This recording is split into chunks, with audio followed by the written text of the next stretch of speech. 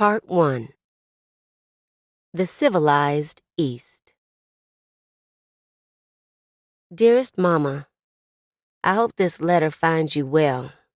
It is coming up on my 3rd anniversary here at Miss Preston's, and although I have not received a letter from you in quite some time, I felt that I would be remiss in letting such an important anniversary pass without acknowledgement.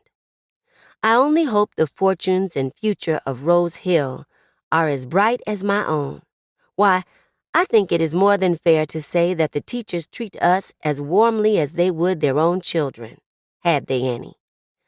I don't think there is a single teacher here at Miss Preston's who isn't completely devoted to our prospects for advancement. Chapter 1. In which I am found lacking.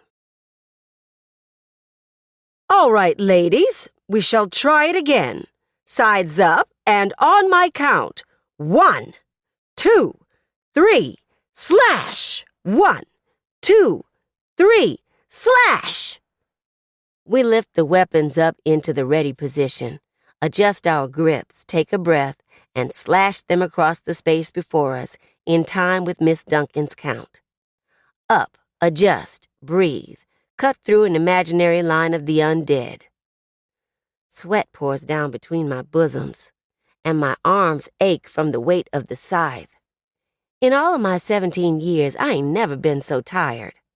When Miss Duncan said we'd be doing close combat training, I'd been expecting to work through some drills with the sickles, which everyone in Miss Preston's School of Combat for Negro Girls knows is my best weapon. But instead we work with the twice-damned scythe, which is a 2-handed weapon and not at all good for close combat, in my opinion. Jane, your grip is faltering, Miss Duncan says, those eagle eyes locking on me. Raise it up, up! Her voice climbs in pitch, as if she could use it to lend strength to my overtaxed arms. I swallow a groan and raise the scythe a few inches higher. It ain't like my weapon is lower than anyone else's. Miss Duncan must have just heard my dark thoughts. She's punishing me. My arms tremble as I hold the scythe up in the ready position. Vicious curved blade pointing down, body-length handle at an angle across my chest. Miss Duncan waits until I'm about to scream from the holding before she gives me a small nod and turns back to the class. And relax. The sides drop, and the group of us let out audible gasps of relief. I shake my arms out, one after another, willing the burn to go away. Next to me, Big Sue catches my eye. She ain't human, she mutters, talking about Miss Duncan. I nod. No, Miss Duncan ain't human, because there ain't no way a normal woman, and a white woman at that, could survive 10 years in the army hunting down shamblers. I can just imagine how that went. The other soldiers falling all over themselves to lay down their jackets every time Miss Duncan needed to cross a puddle. No, I cannot believe a woman could maintain her virtue and serve honorably with the troops out west. So while I do believe Miss Duncan is a fine instructor, I do not believe that she is human. Perhaps she's a revenant, like the creature in Mr. Alexander Westing's latest weekly serial, The Ghost Knocks Thrice. Miss Duncan is pretty enough. I tend to think she would make a fine revenant, possessing the bodies of young women and using them to avenge crimes of passion. Of course, that raises the question as to why Miss Duncan is here at Miss Preston's instead of out seeking her vengeance. Perhaps even revenants need steady employment. All right, again. Sides up. I lift my weapon, focusing on Miss Duncan and trying to decide if she is indeed a revenant instead of thinking about the deep burning in my poor scrawny arms. And on my count. 1, 2, 3, slash! As we go through the movements for what has got to be the 100th time, God's honest truth, I watch Miss Duncan walking carefully around us, just out of range of our 1-2-3 slashing. Today, her brown hair is pulled into what my mama would call a messy knot at the back of her head. She wears a prim, high-collared dress of moss green cotton, perfect for the warm weather we're having. Her skirts are a little higher than a real lady would wear, mid-calf, just like the rest of us, modesty leggings underneath. The shorter length of the skirts is supposed to let us kick shamblers easy-like and not trip us up if we need to run. I think we'd have to get all scandalous like the working girls down in the city, hems barely brushing our knees with nothing but bare leg beneath if we wanted to really be able to run comfortably. But that's a whole other conversation. I slash the scythe across the empty air until my arms feel like overcooked green beans, limp and wobbly. A glance toward the observation pavilion at the edge of the practice ground reveals why we're being worked like rented girls. A couple of white women in fashionable day dresses stand under the awning of the pavilion, a white wooden structure covered in wisteria erected specifically for the comfort of the fine ladies that sometimes visit Miss Preston's, looking to engage an attendant. An attendant's job is simple. Keep her charge from being killed by the dead, and her virtue from being compromised by potential suitors. It's a task easier said than done. "Sue," I whisper. "Yeah." "Who are those white ladies?" She glances over toward the pavilion and grunts. "Don't know, but those dresses are from this season, so they must be somebody important." Well, at least now I know why Miss Duncan is determined to make our arms fall off. We ain't seen finery like that around here in a fair while. Sue grunts again, which this time I take as agreement. Finally, the evening bell rings, and Miss Duncan turns toward the main building. "That's all for today, ladies. Before you go, I have a treat. Mrs. Spencer has brought lemonade for you, with ice." On the edge of the green is Mrs. Spencer, a white woman whose farm borders the school. She waves at us, and everyone starts to chatter excitedly about the prospect of lemonade. Miss Duncan ain't finished, though. "I will see most of you later this evening for the lecture at the university. Please make sure you wear your Sunday best for this fine event." Miss Duncan watches as we heft our sides and head over to the table Mrs. Spencer has set up. "Hello, girls. Hello. There are cookies as well." Mrs. Spencer grins at us. The Spencers are the nicest white people I've ever met, and at least once a week Mrs. Spencer brings us a treat to enjoy after we're done with our training. Next to her stands a smaller girl with pale skin and a smattering of freckles, her hair in pigtails. I smile at her. "Hey there, Lily," I say, as she hands me a cup of lemonade. She gives me a tight smile but doesn't say a word. Once upon a time, I used to keep an eye on Lily for her brother, but that's our secret. I drink the lemonade too quickly, sweet and tangy and cold, and watch as Miss Duncan invites a few girls over to talk to the fine ladies. I ain't in the mood to play show pony, so I file into the building with the other girls, heading back to the armory to secure our weapons. Big Sue falls into step next to me. "You going to that lecture?" Her voice is deep, and she sings a fine baritone in church. She's the tallest of us here, big and dark and imposing, with arms like John Henry. But she's also ace-high at braiding, and my own perfectly straight braids are thanks to her nimble fingers. She's the closest thing to a friend I got here. Just all around a nice person, and that's something Aunt Aggie taught me you don't find too often in this world. So even though Big Sue might be a little dense sometimes, she's my friend, and that's that. Me go to that university lecture? I snort and shake my head. I ain't about that. What do I care what some trumped-up rich white man thinks about how the dead rose up? He probably ain't never even seen them out there shambling about. You know how it works.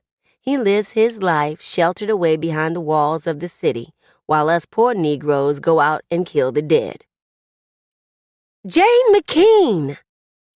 Catherine, never Kate, Devereaux stands before us, blocking the way to the armory, arms crossed over her generous chest. She is one of those girls that makes you question the school's admissions criteria. With her light skin, golden curls, and blue eyes, I wonder how it was she ended up in a Negro school in the first place. Catherine is passing light. A body likely wouldn't even know that she was colored unless someone told them. She's the prettiest girl at Miss Preston's, and I figure that's as good a reason as any to hate her. Not that she ain't good with a weapon. She is a crack shot with a rifle, invaluable in a long-range capacity. But she is also from Virginia, and I ain't had much cause to like Virginians. Partly because most of them are Baptists, and Mama ain't too keen on Baptists, being a staunch Presbyterian and all. But mainly, it's the way they're so damn self-important. Like they'd single-handedly stop the dead at the Mason-Dixon line or some nonsense. It is downright ridiculous. Catherine and I have been butting heads since I showed up at Miss Preston's School of Combat. And not just on account of her being so offensively pretty. She is one of those girls that doesn't know when to mind her own business, and she's a know-it-all that could try the patience of Jesus Christ himself. I ain't a very good Christian, so you know where that leaves me. How dare you slander Professor Gehring? Catherine continues, now that she has my attention. He is an expert on all scientific matters pertaining to the deathless. Why, the man even traveled to Europe and Asia researching the undead. What would you know of the realm of academics? First off, they ain't deathless, they're dead. That's it. Just because they happen to run around terrorizing the countryside doesn't make them anything but the walking corpses they are. Anyone who says otherwise is a fool and wouldn't know a shambler if it held him down and bit him, including this professor character.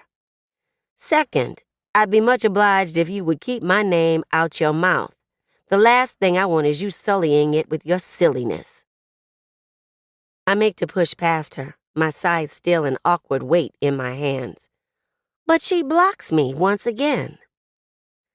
Big Sue frowns down at me and Catherine, her dark brow furrowing. What's it matter? If he's wrong, then he's wrong. All this arguing is a waste of time, especially since you're going to make me late for supper. She shoulders past Catherine, who puts her hands on her hips and huffs a little. Professor Gehring is a brilliant man. Miss Anderson says the papers say he's going to cure the undead plague.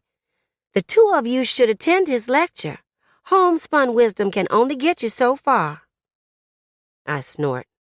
Ever since Baltimore and a handful of the other major cities were certified shambler-free more than a year ago, the government has turned its attention to finding a cure. You ask me, that's a luxury we ain't earned yet. I've tangled with enough shamblers to know there ain't no such thing as shambler-free, while just one of those drooling corpses is still walking about. But according to the experts, there haven't been any major attacks within the city limits, or even in the county at large, since before the last rising day, and I've heard enough political speeches to know that letting rich white city folk think that we've made even a small part of America safe again is a better stump speech than telling them that we're still in trouble 5 years after the Army stopped fighting the dead. Especially when the current political party has been in charge that whole time. But I don't say another word to Catherine, just walk past her into the armory. All the girls at Miss Preston's have their own weapons locker, and I am no exception. I place my scythe into the bracket set into the wall specifically for it. Next to it are my sickles, the blades as curved and sharp as Miss Anderson's tongue. Beside them are my batons, short wooden clubs with a metal spike in the weighted end and a leather thong at the bottom. A last resort in case of a melee. The crown jewel of my collection is the well-oiled Remington single-action, the close-range gun of choice for Miss Preston's girls. I love that six-shooter. According to the newspapers, the Remington single-action is the gunslinger's pistol of choice, which makes it even more ace. There is also a rifle near the bottom that's seen better days, a relic from the War of Northern Aggression and damn near useless.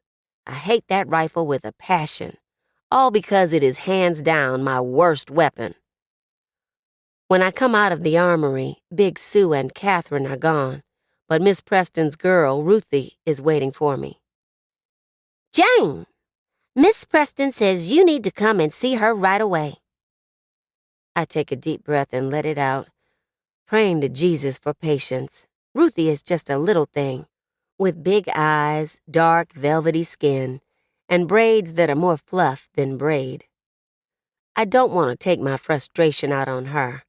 Ain't her fault that it's pork chop night and I missed lunch because I was taking remedial etiquette training with Miss Anderson.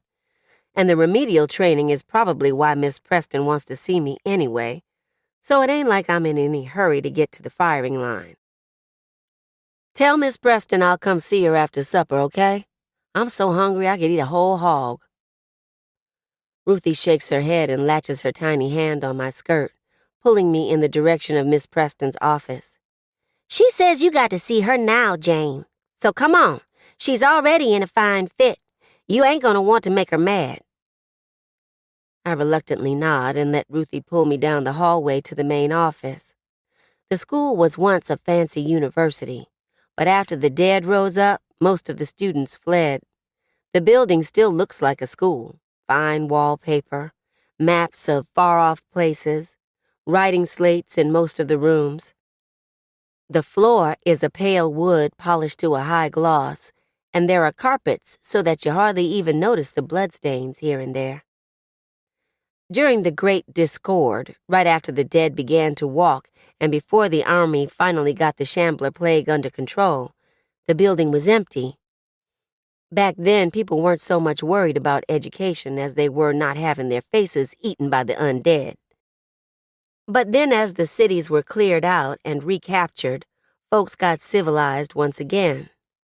Shortly thereafter, Congress funded the Negro and Native Re-Education Act, and dozens of schools like Miss Preston's were created in cities as large as Baltimore and as small as Trenton.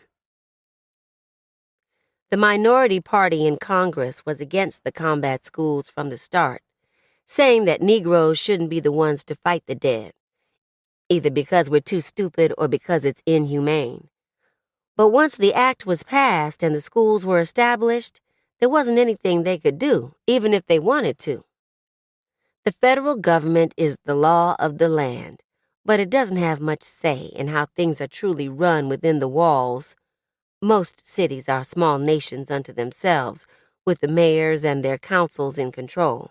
And anyway, I don't much mind the schooling. Those congressmen probably ain't seen the dead shambling through the fields for years, going after folks trying to eat them. But I have. If I can get training on how to keep everyone back home at Rose Hill Plantation safe, then why shouldn't I? Ruthie pulls me through the main foyer and down into the left wing of the building, to the big office at the end.